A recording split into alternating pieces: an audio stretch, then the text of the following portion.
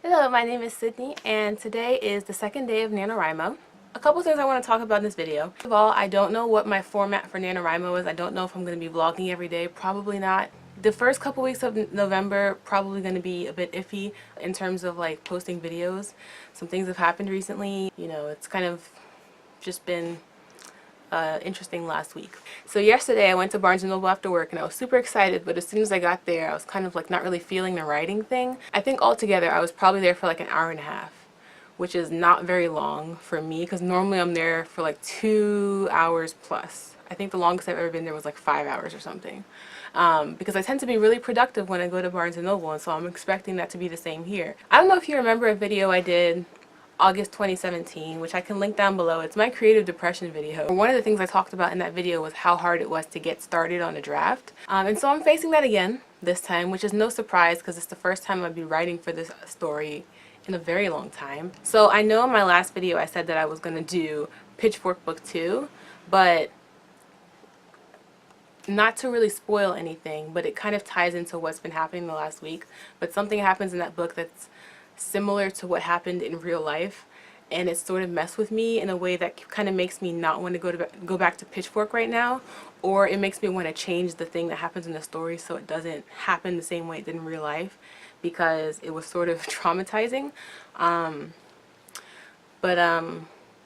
Maybe I'll get into that a bit later. Like, while I think it'll be great to write Pitchfork Book 2 right now, because the thing that happened last week, it only really affects the first couple of chapters of Pitchfork Book 2 and maybe kind of a couple of details here and there in the next few chapters. Ultimately, it doesn't hugely affect the plot, and so I'd be able to write most of Pitchfork Book 2, even like kind of putting aside that event, but it's just kind of like okay, one of the things about writing two different book series, or, you know, multiple book series, and not just having one story is that, you know, it's really hard sometimes to stay focused on one. It's really hard sometimes to decide which one you want to do. And so though I said Pitchfork Book 2, I've been kind of thinking about Stormcloud Book 2, which, if you remember, I did the first 30,000 words of that for April Camp Nano, and so and because I've been looking at Stormcloud Book 1 revisions for most of the last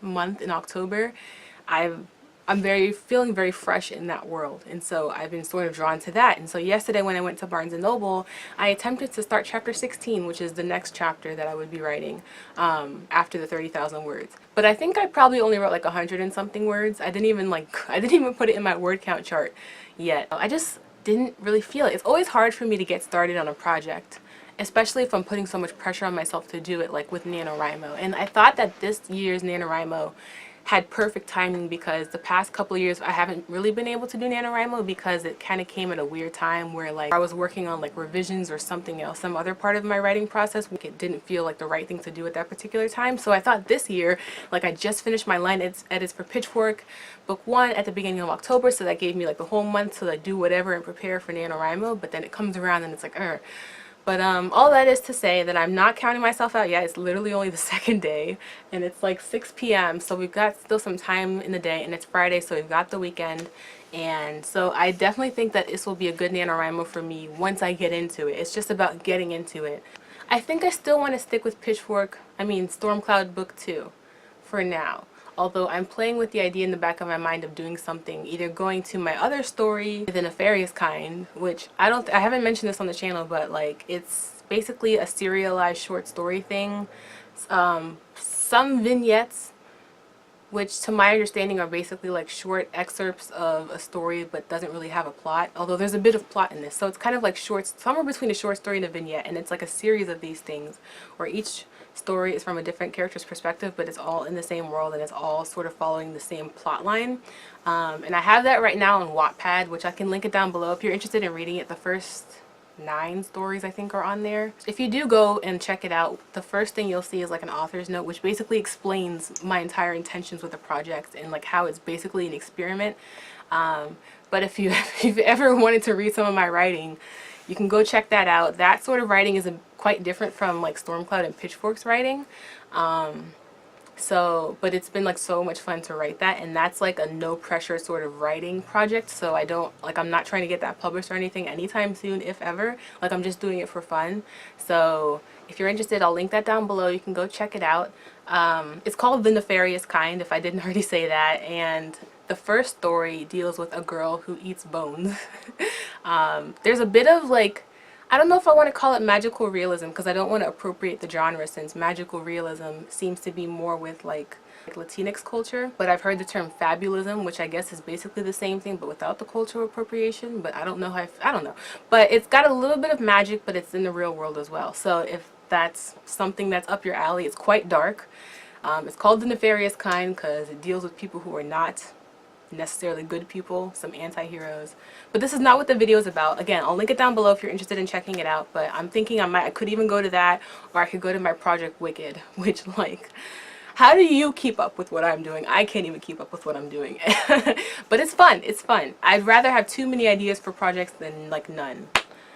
So, not to bring, I guess, things down too much.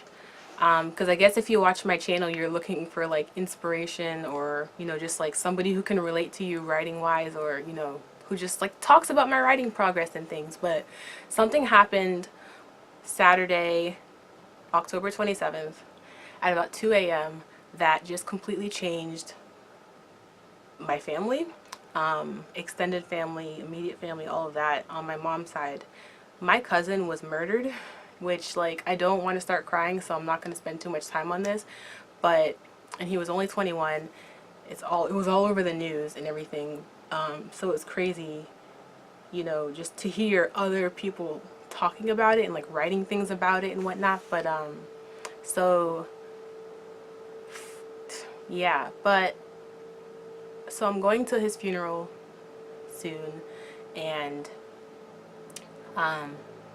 so I'll be there, and that's going to be a couple of days where I won't be able to write. And the other thing is, like, I don't really know how to feel about him dying. Like, of course it's really, really bad. Like, it's like absolutely terrible.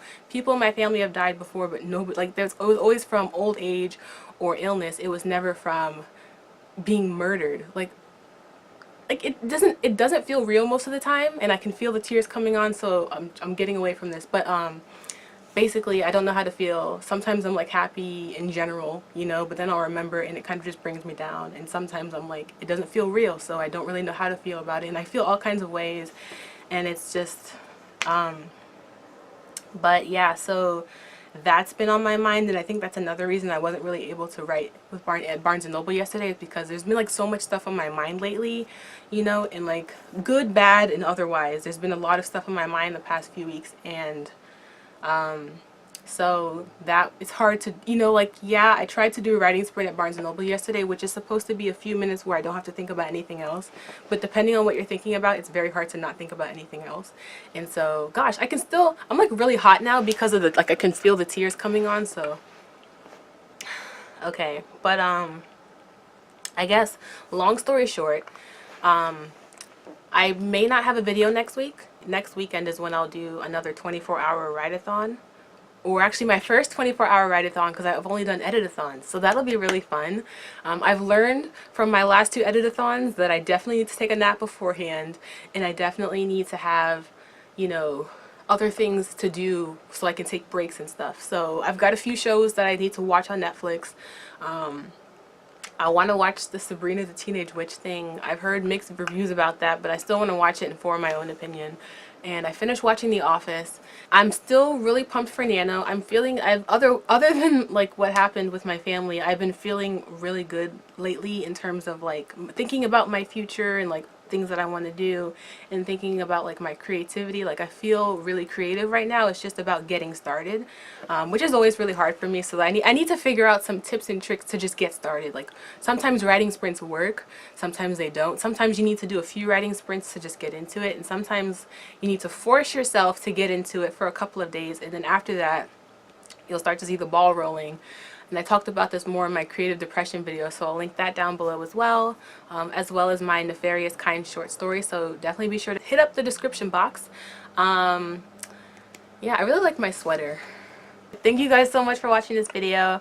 Give this video a like, hit subscribe, hit the bell notification icon so you can be notified whenever I post a new video, which hopefully will be in a couple weeks, and it will probably be my 24-hour Write-a-thon video. And I will see you next time. Toodaloo!